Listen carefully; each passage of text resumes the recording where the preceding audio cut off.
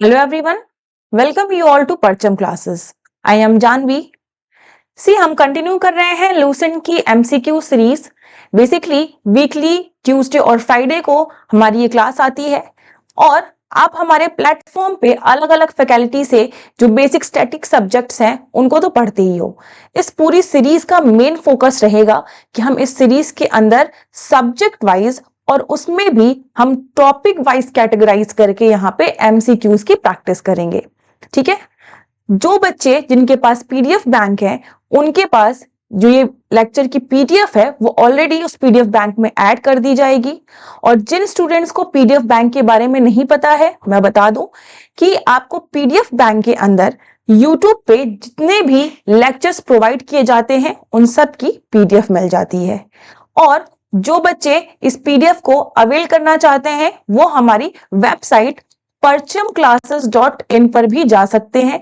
वहां पर ऑलरेडी इस वीडियो की लेक्चर पीडीएफ जो है प्रोवाइड कर दी गई है। तो यहाँ पे हम सबसे पहले डिस्कस करने वाले हैं ज्योग्राफी सब्जेक्ट को और इसमें हम टॉपिक डिस्कस करेंगे द यूनिवर्स।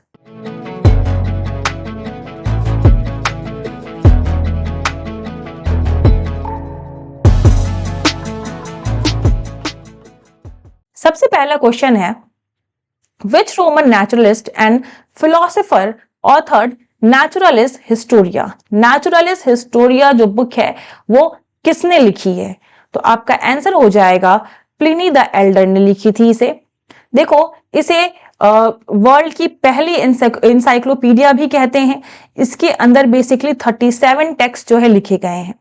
साथ ही साथ एक इंपॉर्टेंट यहाँ पे बात है कि हमने देखा है कि कई सारे लिटरेरी सोर्स जो हैं एंशिएंट टाइम के वो डिस्ट्रॉय हो गए हैं कई सारी वजहों से, लेकिन ये जो आपकी बुक है नेचुरलिस हिस्टोरिया ये one of the largest single work है जो रोमन एम्पायर के समय का है और आज भी प्रेजेंट डे में सर्वाइव करता है।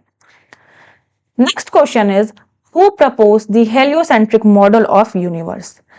आपका आंसर होगा निकोलस कॉपरनिकस। ठीक है, बी।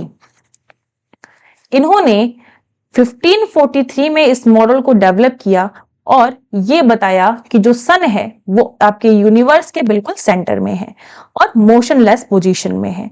इसके चारों तरफ जो अर्थ और अदर प्लैनेट हैं वो एक सर्कुलर या इलिप्टिकल ऑर्बिट में रिवॉल्व कर रहे हैं एक यूनिफॉर्म स्पीड से। कुछ और थ्योरीज यहां पर हैं जो इंपॉर्टेंट है यूनिवर्स से रिलेटेड। बिग बैंग थ्योरी इसे दिया था, इसे प्रपोज किया था ई जॉर्ज लेमेट्री ने। ठीक है, स्टेडी स्टेट थ्योरी इसे थॉमस गोल्ड और हरमन बॉन्डली ने प्रपोज किया था। आपका नेक्स्ट है पल्सेटिंग यूनिवर्स थ्योरी, इसे डॉक्टर एलन संडेज ने दिया था। Next question, where is the large hadron collider जो कि the most powerful particle accelerator in the world located? तो लार्ज हेड्रॉन कोलाइडर जो है वो कहां पर लोकेटेड है? आपका आंसर हो जाएगा बी, स्विट्जरलैंड। स्विट्जरलैंड में जिनेवा के पास फ्रांस और स्विट्जरलैंड का जो बॉर्डर एरिया है वहां पे आप इसकी एस्टैब्लिशमेंट देखोगे। अब ये देखो, दुनिया का सबसे बड़ा जो है पार्टिकल एक्सीलरेटर है, यानी कि इसका इस्तेमाल जो है अलग अलग जो भी पार्टिकल्स हैं उनको एक्सेलरेट करने के लिए किया जाता है। बहुत इंपॉर्टेंट डिस्कवरी जो इस आपके एलएचसी से मिली है वो है हिग्स बोसॉन या फिर गोल्ड पार्टिकल का आपका इस डिस्कवरी। ये डिस्कवरी 2012 में जो है आपकी की गई थी, लेकिन इसकी शुरुआत 1964 में पीटर हिग्स ने की थी। और आप देखोगे कि इन्हीं के नाम पे हिग्स बोसॉन जो है इस पार्टिकल का नाम भी रखा गया है, इसे गॉड पार्टिकल भी कहते हैं। तो इनके और इनके कुछ कॉलीग्स ने यहाँ पर मिलके इस बेसिकली जो ये पार्टिकल है आपका बोसॉन पार्टिकल उसमें कितना मास होता है उसके ऊपर एक्सपेरिमेंट स्टार्ट की थी। कुछ फीचर्स जान लेते हैं हम हिग्स बोसॉन के। देखो, ये जो है इसके अंदर जो मास पाया जाता है वो 125 बिलियन इलेक्ट्रॉन वोल्ट्स का होता है, मतलब कि ऑलमोस्ट प्रोटॉन के मास से 130 टाइम्स ज्यादा। ठीक है, यहाँ पर ये जो पार्टिकल है ये इकलौता ऐसा पार्टिकल है जिसके अंदर कोई भी स्पिन नहीं देखी गई है और ये पार्टिकल जो है चार्जलेस पार्टिकल है। Next, What is the closest galaxy to the Milky Way? Milky Way के पास की सबसे क्लोजेस्ट गैलेक्सी कौन सी है? तो आपका आंसर हो जाएगा एंड्रोमेडा गैलेक्सी। देखो एंड्रोमेडा जो गैलेक्सी है वो बेसिकली एक स्पाइरल शेप की गैलेक्सी है, बैड स्पाइरल शेप की, जो कि मिल्की वे के पास जो है, जो हमारी हमारी गैलेक्सी है उसके सबसे करीब है। इसकी लोकेशन अगर आप देखोगे तो अर्थ से इसकी लोकेशन ऑलमोस्ट 24,80,000 लाइट ईयर्स जो है मतलब कैलकुलेट की गई है।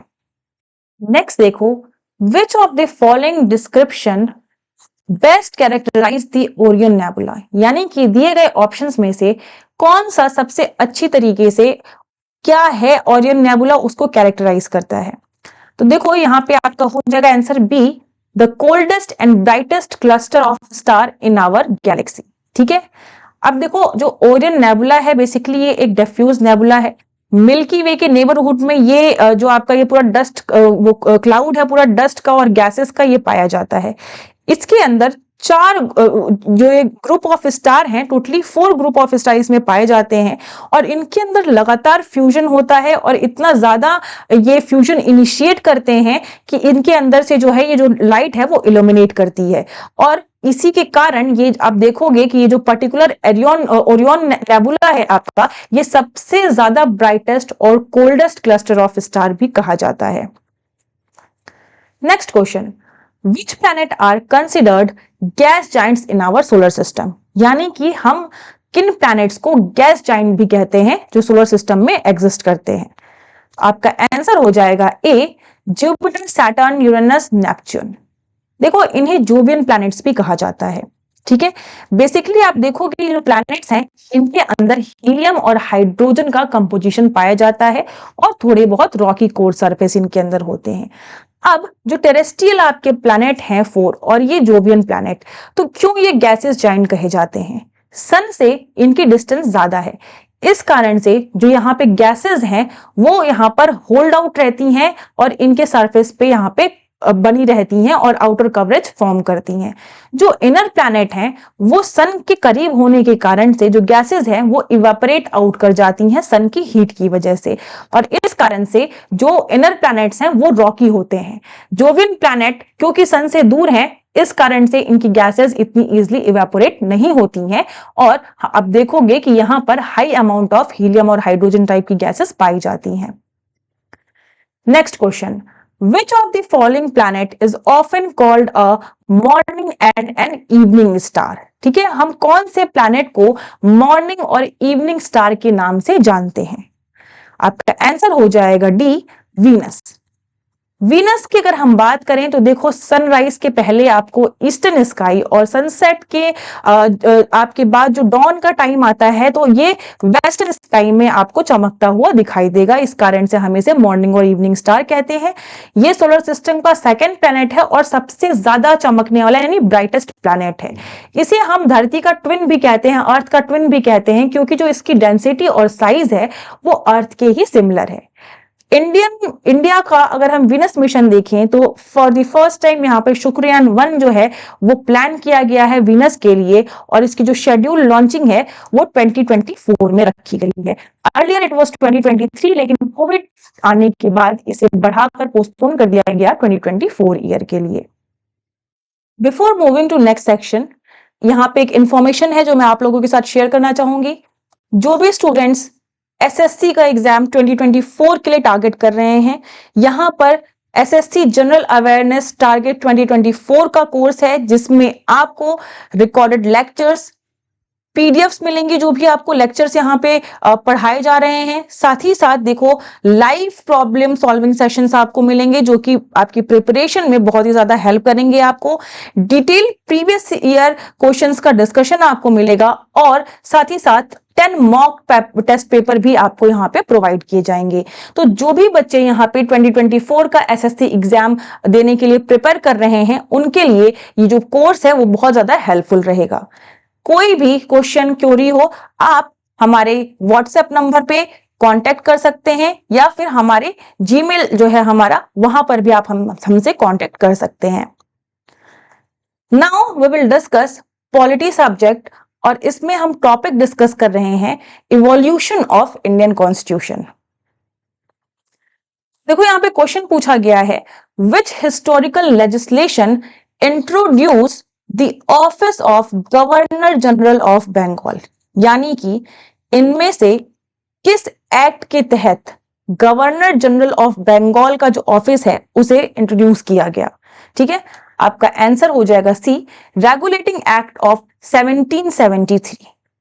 रेगुलेटिंग एक्ट ऑफ 1773 जो है बेसिकली जब लाया गया तो यहां पर जो for the first time British east India company की जो पूरी एक्टिविटीज है उसे रेगुलेट करने के लिए इस एक्ट के तहत कई सारे एडमिनिस्ट्रेटिव रिफॉर्म जो है ब्रिटिश इंडिया में लाए गए, जिसमें एक रिफॉर्म था मोस्ट इंपॉर्टेंट कि यहां पर जो आपकी कंपनी है वो अब टेरिटोरियल पोजेशन भी कर सकती है। साथ ही साथ गवर्नर जनरल ऑफ बंगाल की पोस्ट यहां पर ऑफिस जो है यहां पर इंट्रोड्यूस किया गया। इस्टेब्लिशमेंट ऑफ सुप्रीम कोर्ट इन कैलकाटा, और फॉर द फर्स्ट टाइम यहां पर ब्रिटिश कैबिनेट को जो है राइट मिल गया इंडियन अफेयर्स को कंट्रोल करने के लिए। Next question, who was the first governor general of Bengal? तो आपका आंसर हो जाएगा C, Lord Warren Hasting. Lord Warren Hasting देखो 1772 में फर्स्ट गवर्नर बने थे प्रेसिडेंसी ऑफ फोर्ट विलियम के, और फिर 1773 का जब एक्ट आया तो उसके बाद 74 में ये पहले गवर्नर जनरल बन गए थे बंगाल के।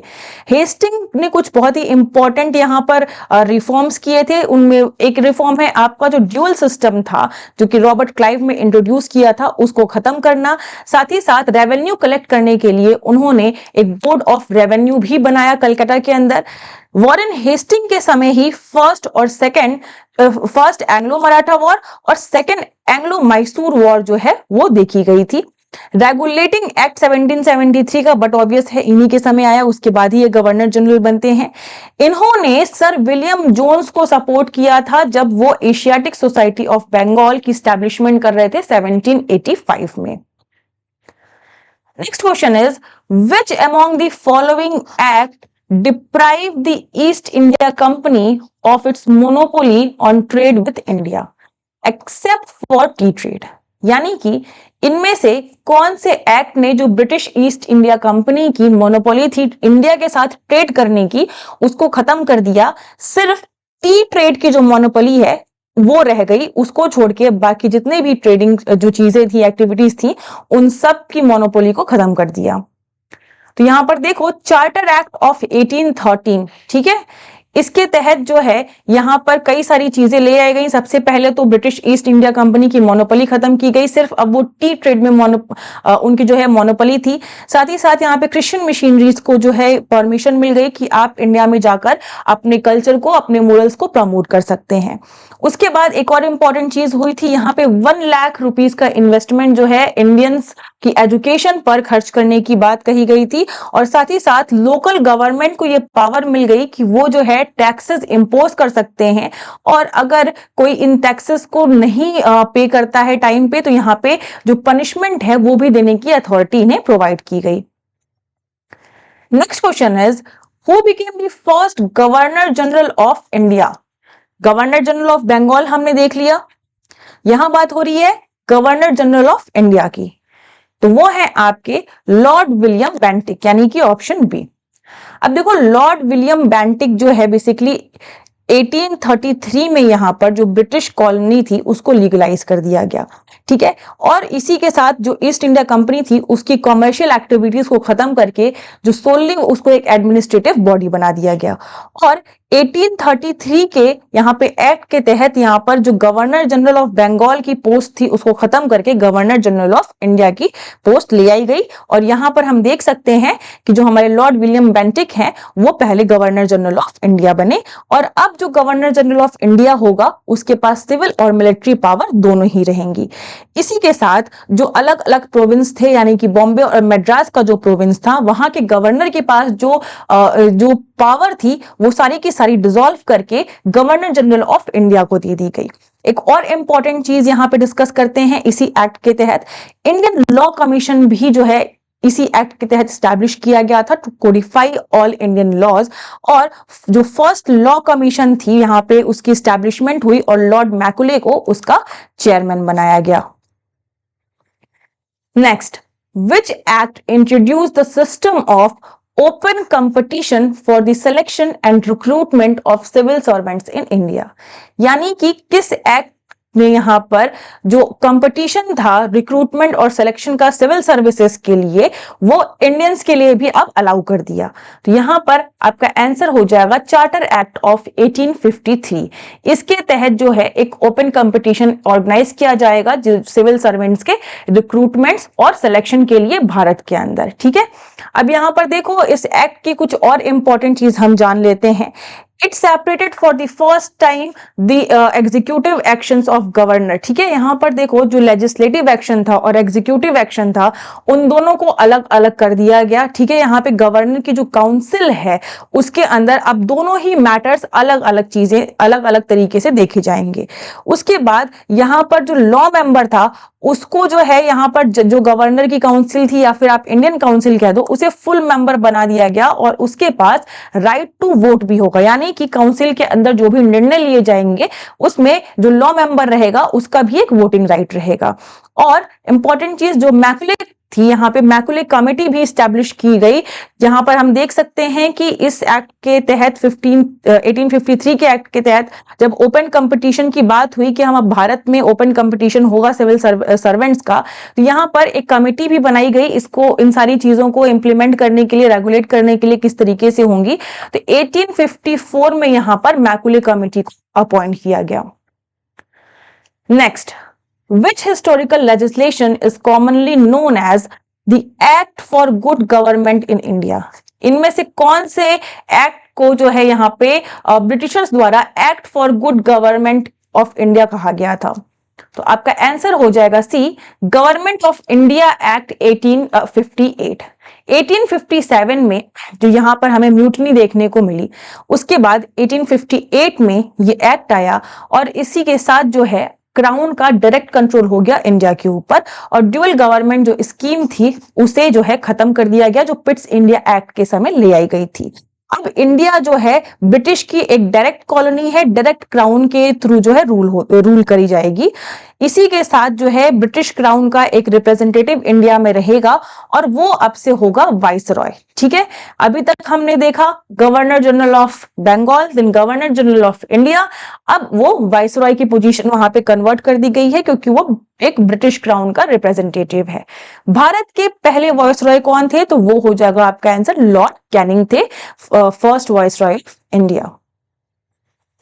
Now we will discuss economy subject और इसमें हम सबसे पहले डिस्कस करेंगे फंडामेंटल्स ऑफ इकोनॉमी।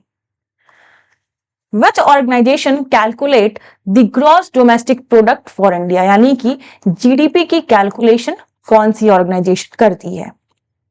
तो आपका आंसर हो जाएगा ए, सेंट्रल स्टैटिस्टिक्स ऑफिस। ठीक है, अब देखो यहां पर जीडीपी का मतलब समझो gross domestic product. GDP basically measure करता है कि जो टेरिटोरियल बाउंड्री है कंट्री की उसके अंदर जितने भी फाइनल गुड्स और सर्विसेज हैं जो कि एक साल 1 ईयर के पीरियड के दौरान यहाँ पे प्रोड्यूस किए जा रहे हैं उनको ही हम कहते हैं ग्रॉस डोमेस्टिक प्रोडक्ट।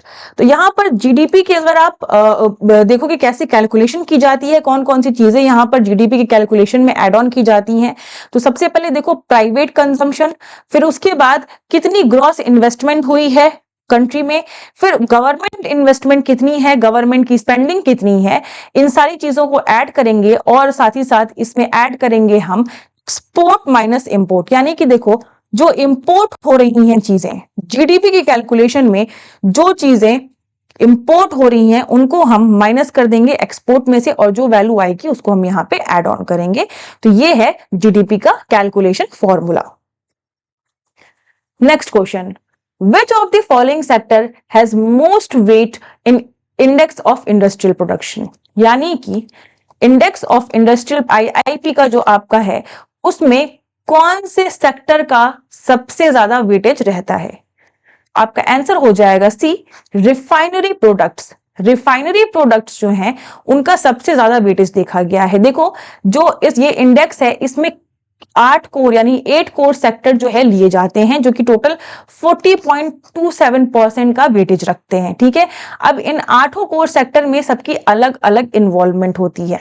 तो कोल की involvement 10.3%, crude oil 8.9%, natural gas 6.8, refinery products आप देख सकते हो 28% का वेटेज है यहाँ पर, स्टील का 17% है, सीमेंट का है आपका 5%, फर्टिलाइजर का 2 और पावर का 19%। सी, ये सारी चीजें जो है किस सेक्टर का कितना वेटेज है बहुत इंपॉर्टेंट है। तो हमें ये तो जानना ही है कि रिफाइनरी प्रोडक्ट सबसे ज्यादा वेटेज रखता है, उसके साथ साथ हमें ये भी जानना जरूरी है कि कौन लीस्ट है, और कभी कभी असेंडिंग और डिसेंडिंग ऑर्डर में क्रोनोलॉजी वाइज आपको अरेंज करने को भी दे सकता है। इस वजह से हमें एटलीस्ट 8 सेक्टर्स का आइडिया होना चाहिए कौन कितना कंट्रीब्यूट कर रहा है।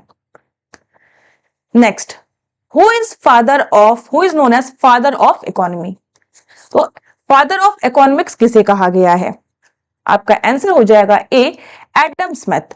एडम स्मिथ को हम फादर ऑफ इकोनॉमिक्स के नाम से जानते हैं। देखो बेसिकली इन्होंने कैपिटलिज्म, फ्री मार्केट और सप्लाई और डिमांड, इसका जो है इसके बारे में थ्योरीज दी थी। ठीक है, इन्होंने कैपिटलिज्म को बढ़ावा दिया, कहा कि इकोनॉमी के लिए मार्केट्स का फ्री होना जरूरी है, यानी कि जो गवर्नमेंट है उसके रेगुलेशन में मार्केट नहीं होनी चाहिए, और मार्केट जो है वो निर्भर करती है, जो इकोनॉमी है वो डिपेंड करती है कि उस इकोनॉमी में जो प्रोडक्ट या सर्विसेज की डिमांड क्या है और सप्लाई किस तरीके से हो रही है। इन्होंने बुक लिखी एन इंक्वायरी इनटू नेचर और wealth of nation, cause of wealth of nation. ठीक है, इन दोनों ही किताबों को कैपिटलिज्म का बाइबल भी कहा जाता है। Next question, according to economist which of the following is considered one of the factors of production?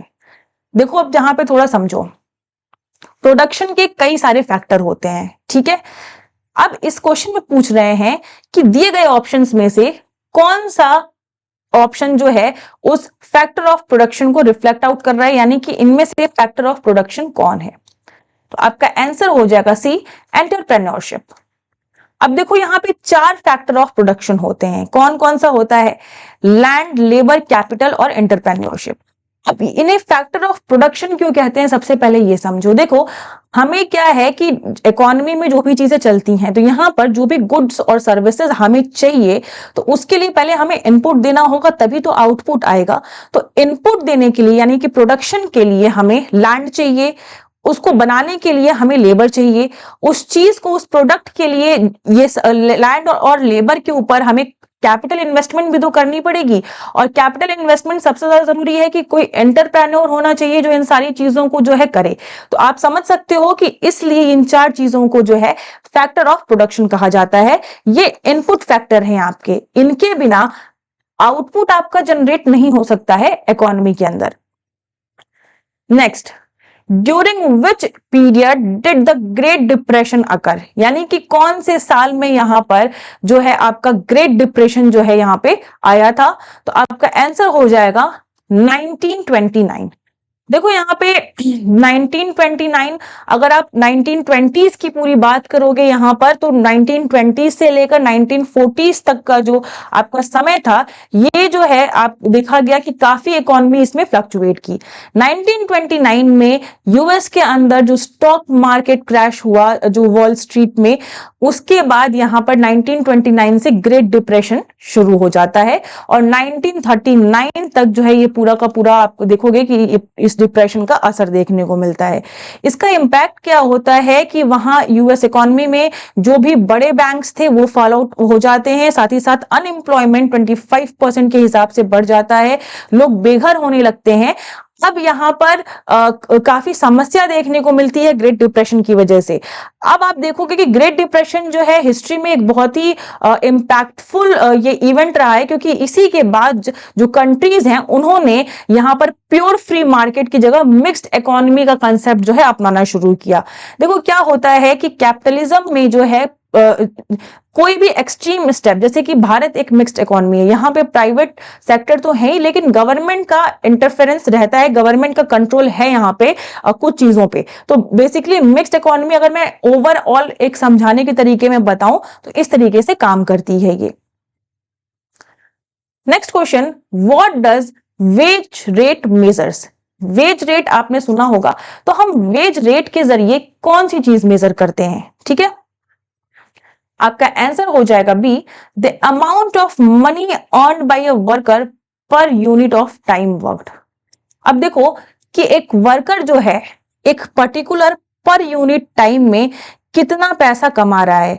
Per unit का मतलब आपका हो सकता है आवरली बेसिस, ठीक है, एक घंटे में, एक दिन में, या फिर एक हफ्ते में, ठीक है। तो यहां पर डिपेंड ये नहीं करता है, पर यूनिट होना चाहिए एक घंटे, एक महीने, एक हफ्ते में कोई भी वर्कर जो है वो कितना अर्न कर रहा है, उसी को हम वेज रेट कहते हैं। वेज रेट को कभी कभी पे रेट भी कहा जाता है, ठीक है। और हम इसे जनरली कहते हैं प्राइस ऑफ लेबर, कि लेबर की क्या प्राइस है उसी के बेसिस पे देखो हम डिफाइन करते हैं कि यहां पर वेज रेट कितना होगा। अब वेज रेट देखो, आपका वेज रेट से जो है कई सारी चीजें मेजर की जाती हैं। क्या क्या चीजें हैं वेज रेट से? अब वेज रेट आप अगर किसी पर्सन का पूछोगे तो उससे आप उसकी इकोनॉमिक कंडीशन का आराम से पता लगा सकते हो। तो वेज रेट जो है एक इकोनॉमी की हेल्थ को भी इंडिकेट करता है। Now we will move to general science, ठीक है। अब जनरल साइंस में हमारे 3 सब्जेक्ट हैं। तो यहां पर हम सबसे पहले बायोलॉजी का डिस्कशन करेंगे। अब बायोलॉजी में कौन सा टॉपिक है? बायोलॉजी के अंदर आज हम टॉपिक डिस्कस कर रहे हैं introduction and classification of organism. सबसे पहला क्वेश्चन है, who is known as father of botany? आपका आंसर हो जाएगा थियोफ्रास्टस। अब थियोफ्रास्टस को फादर ऑफ बॉटनी कहा गया, उनकी बहुत ही फेमस बुक हिस्टोरिया प्लांटेरम, ठीक है। ये आप याद रखोगे, क्वेश्चन में आता है कि हिस्टोरिया प्लांटेरम जो है वो किसने लिखी थी। अब फादर ऑफ जूलॉजी किसे कहते हैं? अरिस्टोटल को जो है फादर ऑफ जूलॉजी कहा जाता है। Next, what is cryobiology? तो क्रायोबायोलॉजी, तो इसका आंसर हो जाएगा बेसिकली हम इसमें स्टडी करते हैं impact of low temperature on biology, यानी कि ऑर्गेनिज्म के ऊपर। बायोलॉजी का मतलब होता है कि जो भी लिविंग या फिर बायोलॉजिकल मटेरियल है, बायोलॉजिकल सिस्टम है, उन सिस्टम्स के ऊपर यहां पर लो टेम्परेचर का क्या इफेक्ट पड़ रहा है, ठीक है। लो ही टेम्परेचर रहेगा, आपको ये नहीं समझना है कि एक्सट्रीम टेम्परेचर, वो एक अलग स्टडी हो जाती है। क्रायोबायोलॉजी में हम स्पेसिफिकली लो टेम्परेचर पे यहाँ पर बायोलॉजिकल सिस्टम और इन्वायरमेंट का एनालिसिस करते हैं कि किस तरीके से ये बिहेव कर रहे हैं। अब क्रायोबायोलॉजी की मदद से यहाँ पर आप देखोगे कि हमने गैमेट्स का, एम्ब्रियोज का प्रिजर्वेशन, ये सारी चीजें जो है इस क्रायोबायोलॉजी स्टडी के अंदर आती हैं। Who is referred as father of taxonomy? Father of taxonomy किसे कहा गया है? आपका आंसर हो जाएगा कैरोलस लिनेयस। अब देखो कैरोलस लिनेयस जो हैं, इन्होंने प्रपोज किया था 2 किंगडम क्लासिफिकेशन 1758 में। बहुत इंपॉर्टेंट है। इन्होंने पूरी की पूरी जो यहां पर धरती के अंदर प्रजातियां हैं उनको 2 किंगडम्स में बताया कि एक हो गया आपका एनिमल किंगडम और दूसरा होता है आपका plant kingdom. Next question, Who proposed the 5 kingdom classification system? 5 kingdom classification system किसने प्रपोज किया था? आपका आंसर हो जाएगा आर.एच. विटेकर। देखो यहाँ पे 2 किंगडम क्लासिफिकेशन के बाद आर.एच. विटेकर ने कहा कि हम इन सारे ऑर्गेनिज्म को सिर्फ 2 यहाँ पर किंगडम्स में क्लासिफाई नहीं कर सकते हैं। तो इन्होंने 5 किंगडम बनाए, जिसमें एनिमल, प्लांट, फंगी, प्रोटिस्टा और मोनेरा रहे, ठीक है। अब ये पांचों किंगडम का क्या बेसिस था क्लासिफिकेशन का?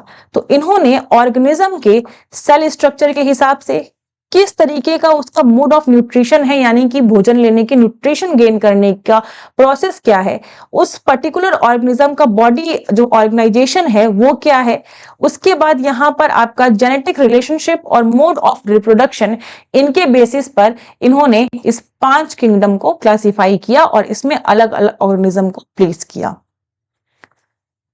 What is the scientific name of peace? देखो साइंटिफिक नेम बहुत ही फेवरेट क्वेश्चन ये है, यहां से बनते हैं, ठीक है। तो यहां पर पीस का जो है साइंटिफिक नेम पूछा जा रहा है, तो आपका आंसर हो जाएगा पाइसम सटिवम। अब देखो यहाँ पे कुछ और स्पीसीज के नाम मैंने इंक्लूड किए हैं जो आपके एग्जाम पर्सपेक्टिव से इंपॉर्टेंट है। मैंगो, इसको हम मैग्निफेरा इंडिका कहते हैं। मैन का है साइंटिफिक नेम होमोसेपियंस। फ्रॉग का है आपका राना टिग्रीना। कैट को हम कहते हैं फेलिस डोमेस्टिका। डॉग का साइंटिफिक नेम है कैनिस फैमिलियरिस, ठीक है, और काऊ को हम कहते हैं बोस इंडिकस, ठीक है। साइंटिफिक नेम देखो बहुत इंपॉर्टेंट होते हैं, 1 क्वेश्चन टू 2 क्वेश्चन यहां से जरूर बन के आते हैं आपके एग्जामिनेशन में। Next question is which cell in human body is considered the longest, यानी कि ह्यूमन बॉडी के अंदर कौन सी सेल्स जो है, सेल को यहाँ पे सबसे लंबा यहाँ पे देखा गया, सबसे लंबी जो है कौन सी सेल होती है, तो आपका आंसर हो जाएगा न्यूरॉन, ठीक है। न्यूरॉन जो है ह्यूमन बॉडी की सबसे लॉन्गेस्ट सेल है, जिसे हम नर्व सेल भी कहते हैं।